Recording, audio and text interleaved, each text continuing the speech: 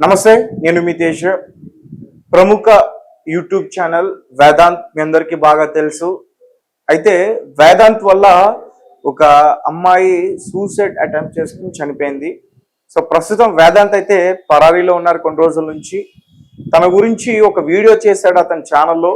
ఆ వీడియోని కూడా డిలీట్ చేశాడు. తర్వాత తన గురించి రకరకాలుగా కొన్ని కథనాలన్నీ కూడా బయటకు వచ్చాయి. లేటెస్ట్ గా మళ్ళీ ఈ ఇష్యూ గురించి తెరపైకి కొన్ని విషయాలన్నీ కూడా వచ్చాయి. సో ఈ విషయానికి సంబంధించి మనతో పాటు డిస్కస్ చేయడానికి సినీ క్రిటిక్ దాసరి విజ్ఞాన్ గారు ఉన్నారు. ఆయనతో మాట్లాడతాం. నమస్తే. So Vedant YouTuber. సో అతని వల్ల ఒక అమ్మాయి సూసైడ్ అటెంప్ట్ చేసుకుని చనిపోయింది. తన చావుకు కారణమైన ఒక లెటర్ కూడా రాసింది. సో ప్రస్తుతం అయితే అతను పరారీలో ఉన్నాడు. యూట్యూబ్ ఛానల్ రన్ చేసేవాడు రెగ్యులర్ గా. అట్లాంటిది అతను ఇప్పుడు వీడియోస్ చేయట్లేదు. 1 సెకండ్. గతంలో జరిగిన ఇన్సిడెంట్ పోచారం ఇన్సిడెంట్. ఒక ఐటీ అమ్మాయి 24 ఇయర్స్, అమ్మాయి పేరు అక్కర్లేదు, ప్రేమించింది మనోహర్ అనే ఒక అబ్బాయిని. పెద్దలు కూడా అంగీకరించారు, అంత బాగానే ఉంది. కాకపోతే వాళ్ళ ఫ్యామిలీలో హెచ్ఐవి పేషెంట్స్ ఉన్నారని ఈ అమ్మాయికి తెలిసినప్పుడు ఎందుకైనా మంచిది జస్ట్ ఒకసారి ఈ పిల్లోడికి టెస్ట్లు చేయించండి అని అటేడు తరాలు చూసేవాళ్ళు సలహా ఇచ్చేసరికి చేయించు. ఇతనికి కూడా పాజిటివ్ అని తేలిన తర్వాత ఎందుకైనా మంచిది, సంబంధం వద్దనుకున్నారు. వై? బికాస్ రేపటి రోజు పుట్టే పిల్లలు ఇక తర్వాత మన వంశం ఏమైద్దో అని ఆలోచించుకొని ప్రేమించుకున్నాము, పర్వాలేదు, నాకు నువ్వంటే ఇష్టం లేదని కాదు, కాకపోతే ఏంటంటే మంచి స్నేహితులుగా ఉందాం, ఈ పెళ్లి అనే బంధాన్ని ఒకటి తెంచుకుందాం, రీజన్ ఇది కాబట్టి రేపటి రోజు. సో నువ్వు ఇంకెవరిని చేసుకున్నా సరే అంతే కదా, కనీసం నేనైనా సరే ఒక వంశం కంటిన్యూ అవుతుంది అనే పాజిటివ్ వేలో వీళ్ళు ఆలోచించే టైంలో నన్ను కాదంటావా, ఉండు నువ్వు ఎట్లుంటావో చూస్తా అని చెప్పేసి అతను ఏం చేసాడు, పిలిస్తే వచ్చింది, మామూలుగా మాట్లాడతానని చెప్పి సడన్ గా ఇంజెక్షన్ తీసి పొడిచేసాడు. హెచ్ఐవి పాజిటివ్ ఉన్న రక్తం. ఆ అమ్మాయికి ఏం చేయాలో అర్థం కాలేదు, అక్కడ నుంచి వెళ్ళిపోయింది. ఇంట్లో చెప్పలేదు. అనుకోకుండా జ్వరం, వాంతులు ఏవో వచ్చేసరికి హాస్పిటల్లో చూపిస్తే కొంచెం ఇక్కడ ఏదో సిరంజి లాగుంది, ఏంటిది అని అడిగితే తప్ప బలవంతంగా తను ఇలా జరిగిందని చెప్పాలి అప్పటికి. ఆ తర్వాత కేసులు నమోదవ్వడం ఇవన్నీ జరిగాయి. అతన్ని రిమాండ్కి తరలించారు. సో ఇప్పుడు ఇది సిచ్యువేషన్. ఇక్కడ బాధింపబడింది ఒక రిమాండ్కి తరలించిన పర్సన్ ఎవరైతే ఇంజెక్ట్ చేశాడో ఆ అబ్బాయిని. పొడిచినతనే కదా పంపిస్తారు, ఎవరిని పంపిస్తారు. ఇక ఈ అమ్మాయి పాపం ఇంట్లో ఉండింది. తర్వాత ఈ కథని ఎవరికి ఎలా అర్థమైతే ఆ రీతిలో ప్రొజెక్ట్ చేయడము, తర్వాత యూట్యూబ్ లో ఛానల్ పెట్టుకున్నటువంటి ఔత్సాహికుల ఉత్సాహం, అంతే కదా. ఈ ఉత్సాహం ఎక్కువ అయ్యేసరికి ఏంటంటే రకరకాల థంబ్నెయిల్స్, అంటే కొంతమంది మాట్లాడేది కరెక్ట్ ఉన్న థంబ్నెయిల్స్ రాంగ్ ఉండడం, లేకపోతే మాట్లాడేదే రాంగ్ ఉండడం, వీళ్ళకి అనిపించింది వీళ్ళ కోణంలో వీళ్ళు కొత్తగా విశ్లేషించి చెప్పడం, ఇవన్నీ చేసేసరికి ఈ కథ ఎటెటో తిరుగుతూ ఉంటది. కాకపోతే కింద కామెంట్స్, ఈ స్టోరీని ఫాలో అయ్యే ఫాలోవర్స్ వస్తారు కదా, ఏదో జరిగింది మేమందరం చూస్తున్నాము, నెక్స్ట్ ఏంటి అని ఎపిసోడ్స్ ఫాలో అయ్యే వాళ్ళందరికీ ఈ థంబ్నెయిల్స్ లేకపోతే ఈ మాటల వల్ల ఇతని ఇన్ఫ్లుయెన్సర్సే కదా ఇతని ఫాలోవర్స్ అంటే, నిన్ను నమ్మి వచ్చిన వాళ్ళు, నువ్వే చెప్తారు వింటారు. ఈ పిల్ల మంచిదంటే పిల్ల మంచిది, ఈ పిల్లోడు మంచిదంటే పిల్లోడు మంచిది. వీళ్ళిద్దరు మంచిలో సిరంజి దానంతటా ఆత్మలో ఇలా ఎగిరొచ్చి పొడిచిందని నమ్మేస్తారు. నువ్వు చెప్తున్నావు కూడా, ఎందుకంటే నేను నీ ఫాలోవర్ని కాబట్టి, అంతే కదా. అట్లా ఈ అబ్బాయి చెప్పిన మాటలలో ఎందుకో వీళ్ళకి అమ్మాయి తరఫున నెగిటివ్ అనిపించి చాలా మంది ఇది అలాంటిది, ఇది ఇలాంటిదని కామెంట్స్ చాలా సింపుల్ గా అలాగే చిట్టి పికిల్స్ కి పెట్టినట్టు పిచ్చి పిచ్చి కామెంట్లన్నీ పెట్టేశారు. ఆ కామెంట్లని చదివిన ఈ అమ్మాయికి ఏంటి ఇట్లా ఉంది, బానే ఉన్నా నేను అబ్బాయిని ఏం అనలా, కోరా యూ హెచ్ఐవి పేషెంట్ అని కూడా అనలేదు, సామరస్యంగానే విడిపోదాం అనుకున్నాము. యాక్చువల్గా కుటుంబ సభ్యులందరూ కలిసి అంగీకరించింది. అన్ఎక్స్పెక్టెడ్ గా ఏదో ఉంది, ఫ్యూచర్ బాగుండడానికి అనుకున్నది, ఫ్రెండ్లీగానే విడిపోదాం అనుకున్నాం. అతను దాన్ని ఏదో చేశాడు, నేనే నష్టపోయా, ఇప్పటికీ నేనే నష్టపోయా, ఇంకా నేనే నష్టపోతున్నా, ఏంటిది అనుకుంది. మనస్తాపానికి చెందింది, ఊరేసుకొని చనిపోయింది. చనిపోయే ముందు నా చావు కారణం పలానా వ్యక్తి, అతను తీసినటువంటి వీడియో, దాని కింద వచ్చినటువంటి కామెంట్లు నా మనస్తాపానికి కారణం. ఇక ఇది ఇప్పుడు బయటపడిన తర్వాత ఒరే ఇలారా, ఎందుకు ఇలా చేసావు అని అడిగితే రేవండి డిలీట్ చేసేస్తాను అన్న డిలీట్ చేశాడు. డిలీట్ చేసినా సరే అది ఏంటంటే అక్కడ ఆగిపోలే, అవతల మనిషి ప్రాణాలు పోయాయి కాబట్టి, ప్రత్యక్షంగానో పరోక్షంగానో ఒక వ్యక్తి ప్రాణాలు పోవడానికి నువ్వే కారకుడి అయ్యావు కాబట్టి ఈ కేసులో పొడిచినోడు ఏమన్నా ఉంటే నెక్స్ట్ సిచ్యువేషన్స్ వాళ్ళు A2లు A3లు అవుతారు, కొన్నిసార్లు వీళ్ళే A1 కూడా అవుతారు. అలా చేర్చేసరికి ఏంటిది నాకు అనవసరంగా నాకు ఇరుక్కుంది అని చెప్పేసి పలానా వ్యక్తి ఫోన్ స్విచ్ ఆఫ్ చేసి ఎక్కడికో వెళ్ళిపోయాడు. ఇప్పుడు ఏ విషయం తెలియదు. సరే పోనీ, ఇది అతని అంశం. ఇప్పుడు దీని గురించి ఎందుకు మాట్లాడుకుంటున్నాం మనము అంటే, మన ఇద్దరి కాంబినేషన్ లో కూడా నేను చాలా సార్లు చెప్పాను, నీకైనా సరే కొన్నేళ్ల నుంచి ఏదైనా వార్త వచ్చినప్పుడు ఇటు వినాలి అటు వినాలి, ఒకటి రాగానే దుమ్మెత్తిపోయొద్దు. అవునా? మనం దుమ్మెత్తిపోయాం, ఉమ్మేసిన దుమ్మెత్తి మరి పోస్తాం. అంత అవసరం కూడా లేదు ఇంకా చెప్పాలి అంటే. రీసెంట్ ఇష్యూసే చూసుకుందాం. ఫర్ ఎగ్జాంపుల్, డ్రగ్స్ పార్టీలో హేమా ఆవిడ దొరికింది. ఒక నిజంగా నీతి నిజాయితీ ఉచ్చం నీచం తెలిసిన అన్నం తిని మంచినీళ్ళు తాగే రిపోర్టర్ కానీ ఏ మీడియా పర్సన్ కానీ ఏం మాట్లాడాలంటే, వచ్చిన 202 మంది ఎవరు, పలానా కారులో ఒకరి పాస్పోర్ట్ దొరికింది వీళ్ళెవరు, పలానా నెంబర్తో మినిస్టర్ కార్ ఉంది వాడేవాడు, పోనీ మినిస్టర్ కార్ ఇక్కడ ఉందనుకుందాం, వచ్చినోడు ఎవడు, వీడెవడు ఆర్గనైజర్ ఎవడు, ఆ రామకృష్ణ ఎవడు, ఈయనెవరు, వాళ్ళెవరు, వీళ్ళందరూ ఇక్కడికి ఎలా వచ్చారు, ఇందులో ఎంతమందికి పాజిటివ్ వచ్చింది, ఎంతమంది తీసుకున్నారు, అవి వీళ్ళకి ఎవరు సప్లై చేశారు, ఇవన్నీ సమగ్రంగా ఒక టైప్ ఆఫ్ అనాలిసిస్ చేసి ప్రవేశపెట్టాలి. అంతేగాని మనకు అట్లా కాదు, ఒక సెలబ్రిటీ దొరికిందబ్బా పట్టేసి లాగేసి ఈమె ఆర్గనైజరు, ఈమెనే మొత్తం చేసింది, అసలు ఈ రాష్ట్రానికి అంతెందుకు డ్రగ్ అనే పదానికి నానానికి మరోవైపు ఈమె అనే రకంగా పోర్ట్రే చేశారు. నెక్స్ట్ ఆ తర్వాత ఒరే నాకేం అవ్వలేదురా బాబు, ఇదిగో చూడండి అంటే, ఏం అవ్వలేదంటలే, సరే మనకెందుకు, పట్టించుకోవాలా. ఆ తర్వాత పట్టించుకోవాలా, తనంతట తాను ప్రెస్ మీట్ పెట్టి చెప్పినా పట్టించుకోవాలి. ఆ రేంజ్కి వచ్చింది. కొంచెం గట్టిపిండం కాబట్టి బ్రతకగలిగింది. అప్పటికీ ఆవిడ తన తల్లిని కోల్పోయింది. ఇంకెవరినైతే ఇప్పుడు ఈ పిల్లలాగా చేసుకుంటే ఎవరు బాధ్యులు? నెక్స్ట్ అది అయిపోక ముందే నెక్స్ట్ మళ్ళీ ఇంకో ఇష్యూ మంగ్లీ వరకు ఎందుకులే, మధ్యలో అనసూయ దగ్గరికి వెళ్దాం. శివాజీ అనసూయలు ఆయన ఏదో అన్నాడు, ఈమెదో అనేది, ఓకేనా? అప్పుడు రచ్చ చేశారు. మీరు రచ్చ చేయడానికి టైం ఉంది. తర్వాత 2 months తర్వాత హనీ రోజు శారీలో వచ్చినా సరే నడుం బిస్కెడాడు ఎవడు. అంతకుముందు ఏమన్నారు, ఇష్యూ ఏంటి, నువ్వు చీర కట్టుకుంటే నీ మీద ఎవడు చెయ్యడు అనేది ఆయన టాపిక్. నువ్వు చీర కడితే నీకెందుకు, ఇంకేమేస్తే నీకెందుకు, అసలు నువ్వెవడరా చేయడానికి అనేది వీళ్ళ విషయం. అవునా? ఇవి జరుగుతా ఉంటే కొన్ని అడ్డమైన ఆకృతులన్నీ వచ్చాయి తెర మీదకి, మీరే తీసుకొచ్చారు.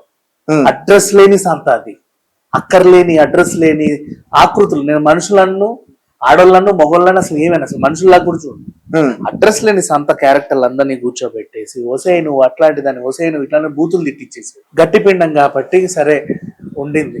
హేమ విషయంలోనూ అంతే, ఇంకో అడ్రస్ లేని ఆకృతి వచ్చింది, అన్ని ఛానల్ తిరిగి అది అట్లాంటిది ఇట్లాంటిది దాని గురించి నాకే తెలుసు అని చెప్పింది. అవునా? అది అయిపోయింది.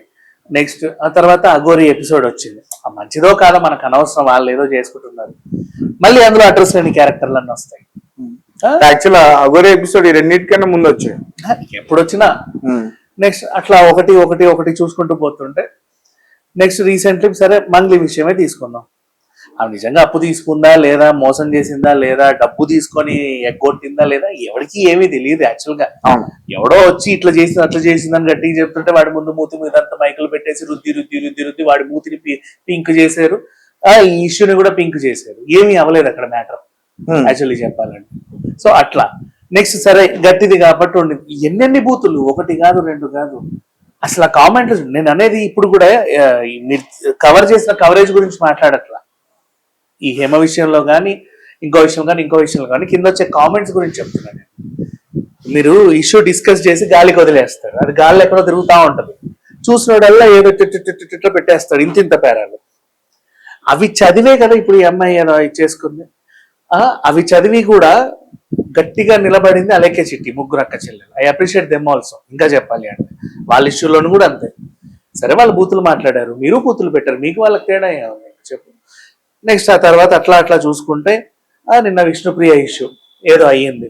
మళ్ళీ అడ్రస్ లేని సంత క్యారెక్టర్లు అంటే మీరు తిట్టలేరు డైరెక్ట్ గా ఓసే ఓయే అని, అలా అరిచేటోళ్ళని తీసుకొస్తారు. అది కూడా తప్పే.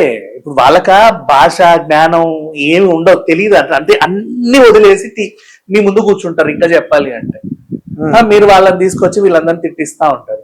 వీళ్ళు వాళ్ళందరినీ తిట్టేసరికి ఈ తిట్లు చూసి వీళ్ళకంటే ఎక్కువగా కామెంట్ రూపంలో ఇంకా దారుణంగా తిడుతూ ఉంటారు. ఏమైపోవాలి ఆ మనుషులు? అట్లాగే తిట్టిస్తున్నారు, బూతులే, ఏమే ఒసేయ్ ఉండా అది ఇది. అసలు లాంగ్వేజ్ ఏంటి? జనరల్గా మనం టీవీలో మాట్లాడే వాళ్ళు మాట్లాడినా పీపుల్ చేస్తాం, కానీ అట్లా లేదు. ఎవరైతే అలా మాట్లాడతారో అలాంటి వాళ్ళని కూర్చోబెట్టి మాట్లాడిస్తున్నాం డైరెక్ట్ గా, అను అను అను అని. ఇది అంత దిగజారిపోయామా? ఓకే, నెక్స్ట్ ఈరీస ఆశురెడ్డి. సరే, ఒకడు వచ్చాడు, కంప్లైంట్ ఇచ్చాడు, ఇలా జరిగింది, నన్ను ఎలా మోసం చేసింది. అసలు ఏమైంది? ఇంకో వర్షన్ వినాలా?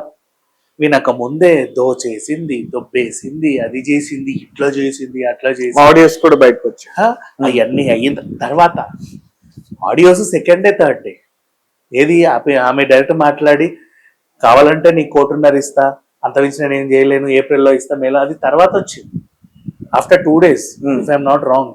But first day what did you do? ఈమె మీద ఆరోపణలు వచ్చాయి, ఎంతవరకు నిజం ఎంతవరకు నిజమో తెలియదు అని ఎవడూ చెప్పడు. అట్లా చేసిందంటే, ఇట్లా అంటే, అదంట, ఇదంటే, వయ్యారి, టక్కులాడి, టిక్కులాడి, టెక్కులాడి అని ఏడ్చేయడం. ఈ 2 days లోనే మళ్ళీ అడ్రస్ లేని దరిద్రపు నోరోళ్ళందరినీ తీసుకొచ్చి తిట్టించడం. ఇవన్నీ అయిపోయిన తర్వాత మళ్ళీ ఆడియోలు గీడియోలు బయటకు దాన్ని కొనసాగించడం, ఏదో రకంగా ఎంటర్టైన్ అవ్వడం. కానీ అది వదిలేసాయి, మీ సంగతి పక్కన పెట్టి కింద మళ్ళీ ఇక్కడ కామెంట్స్ ఇవన్నీ చదివే పిల్ల ఏమవ్వాలి? నెక్స్ట్ ఆ మధ్యలో ఇద్దరు భార్య భర్తలు కొట్లాడుకుంటుంటే, సరే కొట్లాడుకున్నారు, ఇప్పుడు బాగానే ఉన్నారు. వీళ్ళు 4 బ్రాంచ్లు, వాళ్ళు 4 బ్రాంచ్లు ఏవేవో రెడీ చేసుకొని మధ్యలో రీతు చౌదరి. ఇప్పుడు ఆ పిల్ల ఎక్కడ కనబడినా పాప ఆ పిల్ల కామెంట్లు. ఆ టైంలో బిగ్ బాస్ లో ఉంది, బిగ్ బాస్ ప్రోమో రిలీజ్ అయిన ప్రతిసారి రీతు రీతు రీతు అని కామెంట్లు, దరిద్రమైన కామెంట్లు. ఇంకా అర్థమైందా? ఈ కామెంట్లు పెట్టే వాళ్ళకి కామన్ సెన్స్ ఉండదు కాబట్టి కామెంట్ పెడతారు. అంటే నెగిటివ్ కామెంట్లు పెట్టాలని చెప్తున్నా, వాడి కామన్ సెన్స్ ఉండదు. నిజం కామన్ సెన్స్ ఉంటే వాడు దాన్ని విశ్లేషిస్తాడు, ఏదో ఒకటి చేయించి ఇట్లా కాదు అట్లా కానీ పద్ధతి పెడతాడు. బూతులు ఇంకేవో మాట్లాడే వాళ్ళకి అసలు బేసిక్ సెన్స్ కూడా ఉండదు. కాబట్టి మనమే వాడికి ఫోన్ ఇచ్చాం, అందరికీ అందుబాటులోకి ఇచ్చాం కాబట్టి అందరూ వాడుతున్నారు, అందరూ పెట్టేస్తున్నారు. అది ఇంకేం చెప్పలేదు, సమాజం తప్పది. సో వాళ్ళు పెట్టేస్తున్నారు. అట్లాంటి వాళ్ళ కామెంట్లు చూసి చూసి వందలు వేలు చూస్తే వీళ్ళు ఎలా అంటే మెంటల్ స్ట్రెస్ ఎలా ఉంటది. కొంచెం వీళ్ళందరూ గట్టిపిండాలి కాబట్టి బతకగలిగారు, కానీ ఇంకొకరు అయితే ఇప్పుడు మళ్ళీ పోచారం అమ్మాయి లాగే అవుతుంది. సో ఈ ఇన్సిడెంట్ వల్ల నేను ఏం చెప్పాలనుకున్నానంటే, ఎవరైనా సరే ఫస్ట్ మన దగ్గరకు ఒకటి వచ్చింది స్టోరీ అంటే, ఇప్పుడు క్రైమ్ స్టోరీ అనుకుందాం ఫర్ ఎగ్జాంపుల్, వెంటనే అసలు అక్కడ ఏం జరుగుతుందో మనకు అనవసరం. పోలీసులు చెప్పే వరకు మనకు ఆత్రం ఆగదు, 100 స్టోరీలు చెప్పేస్తాం. లాస్ట్కి ఏసీపీఓ డీసీపీఓ ప్రెస్ మీట్ పెట్టి అట్లా కాదు ఇట్లా జరిగిందంటే కామ్ అయిపోతాం. అంతమించి ఏముంది? ఏమన్నా చెప్పకూడదని చెప్తే డిలీట్ చేసేస్తాం, చాలా సింపుల్. ఇప్పుడు ఈ అబ్బాయి కూడా అంతే, డిలీట్ చేసేసాడు దాన్ని. వీడియో డిలీట్ చేసినంత మాత్రాన ప్రాణం వెనక్కి వచ్చిందా? అంతే కదా. ఇప్పుడు నిన్న వీడియో వేసాడు, ప్రాణం పోయింది, వీడియో డిలీట్ చేశాడు, మళ్ళీ అమ్మాయి బతికి రావాలిగా, మరి అది అవ్వట్లేదే. సో ఏ టాపిక్ ఎంచుకున్నా చెప్పేటప్పుడు నేను ఇంకా అది కూడా చెప్తున్నా, ఎవరు మంగ్లీ విషయమే నాకు ఇంకా ఈవెన్ విష్ణుప్రియ విషయంలో కూడా టార్గెట్ చేసే ఈ ఉత్సాహం గల యాంకర్లు ఎవరైతే ఉంటారో వీళ్ళు టార్గెట్ చేయడం, ఈ బూతులు మాట్లాడే ఈ రోడ్ల మీద తిరిగే వాళ్ళందరినీ తీసుకురావడం, అర్థమైందా? తీసుకొచ్చేసి వాళ్ళ చేత తిట్టించి వీళ్ళ చేత తిట్టించి ఆ తిట్లతో సహా మళ్ళీ కింద కామెంట్ రూపంలో తిట్టించి, అంటే అంతమంది సమాజంలో వీళ్ళని తిడుతూ మళ్ళీ ఈ వీడియోని TV plus, TV pro max అని అన్ని ఛానల్స్ వేసి ఒకసారి వీడియో తీసి అంతమందికి చూపించేసరికి మెంటల్ గా ఇదైపోతారు చాలా మంది. తెలియదు మీకు, ఈ రోజు బతుకుంటారేమో, రేపు బతుకుంటారు. ఏదో ఒక రోజు వాళ్ళ పిల్లలు చూసినా ఏం చూసినా వాళ్ళకి ఏదన్నా అనిపిస్తే అప్పుడు అవన్నీ ఆ డ్యామేజ్ ని ఎలా తిరిగి తీసుకురాగలరు. సో నేనేమంటున్నా, టాపిక్ ఎవరిదైనా సరే నిజంగా తప్పు చేసినా చేయకపోయినా అట్లీస్ట్ అందులో అంటే ఇలా జరిగింది అటా అని వదిలేస్తే పర్ఫెక్ట్ మీడియా. ఎందుకంటే అప్పటివరకు ఎవరికి తెలియదు ఆ విషయం, పోలీసులకి తెలియదు, మైకులు పెట్టే వాళ్ళకి తెలియదు, ఎవరికి తెలియదు. బట్ అక్కడైతే శవం కనబడుతుంది, ఇక్కడ ఏదో ఘాటు కనబడుతుంది, అక్కడ గుడ్డలు కనబడుతుంది. వాడు నరికాడని వీళ్ళు అంటున్నాడు, వీడు నరికాడని వాళ్ళు అంటున్నారు. అలా అనుకుంటున్నారని మనం చెప్పితే అది న్యూస్ కవరేజ్ లాగా ఉంటుంది. లేదు వీడే చేసింది, ఆ చెయ్యి చూడు ఇట్లా పట్టుకున్నాడు, వాడికి అలవాటు, వాడే వేసి ఉంటాడు, వీడే వేసి ఉంటాడు, వీడికి ముందు నుంచి అది ఉంది అని మనం ఒకటిని చేసేస్తాం. చివరికి వాడు కాదని తెలుస్తుంది, అప్పుడు ఎవడూ కవర్ చేయడు దాన్ని, తెలుసా? అది ఎక్కడో కోర్టులో ఏ మూలకో వీడు కాదంటారు, తెగ్గొడతాడు, వీళ్ళందరూ బాగానే ఉంటారు. కానీ మానసికంగా ఇంకో మనిషిని మనం కుంగ తీస్తున్నాం. అది గుర్తుపెట్టుకోవాలి. అంటే ఈ కేసులో వేదాంత్ కి శిక్ష పడే అవకాశం ఉంటుందా? అది చెప్పలేము, ఎందుకంటే మనిషి ప్రాణం పోయింది. ఇప్పుడు నిన్నటి బండి సంజయ్ విషయమైనా సరే, భగీరథ గారిది అదేంటి, ఆ పిల్లోడు మీద ఫోక్సో కేసు పెట్టారు వీళ్ళు. ఏజ్ ఇష్యూతో కొట్టుకుంటున్నారు. యాక్చువల్గా చెప్పాలంటే 19 అయితే మనం గెలుస్తాము, ఎట్లయినా సరే 17 లా చూపించాలని వాళ్ళు, లేదు 19 అని నిరూపించాలని వీళ్ళు. 17, 19 మధ్యన మీరు కొట్లాడుతున్నారు. కానీ ఒకటి మాత్రం వాస్తవం, ఏదో జరిగింది కదా అక్కడ, దాని గురించి కదా మాట్లాడాలి మనం.